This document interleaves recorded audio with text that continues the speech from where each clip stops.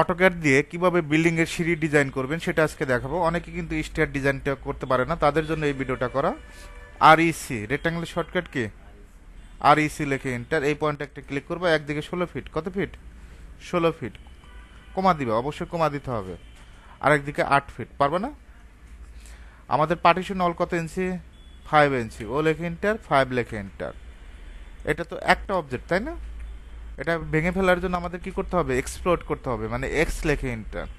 প্রথম ল্যান্ডিংটা 4 ফিট, কত ফিট? এখান থেকে অফসেট 4 ফিট, অফসেট তো নিতে পারো। তারপরে অফসেট 10 ইঞ্চি করে ধাপ দিব, জাস্ট ক্লিক করবা। ওকে। এখন যদি মাল্টিপল অফসেট করতা তাহলে জাস্ট ক্লিক করেই কাজটা করতে পারতো, তাই না? ওকে। এখন আমাদের রেলিং স্পেস দিতে হবে। লাইন নেবা, এই পয়েন্ট থেকে এই পয়েন্ট, অফসেটটা 3 ইঞ্চি, কত ইঞ্চি? ওয়ালাইকুম আসসালাম। 3 ইঞ্চি, এদিকে 3, এদিকে 3। তারপর সিলেক্ট করে ডিলেট, তারপর টিম করবা, টি আর লেখে ডাবল এন্টার, টিম। ওকে।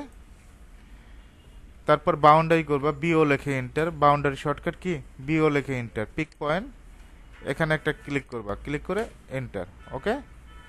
কারণ এটা বাউন্ডারি বলতে সম্পূর্ণ অবজেক্ট একটা অবজেক্টে হয়ে যাবে। অফসেট 2 ইঞ্চি, কত ইঞ্চি? 2 ইঞ্চি। এভাবে চাইলে খুব সহজে টু ল্যান্ডিং স্টারটা করতে পারবা।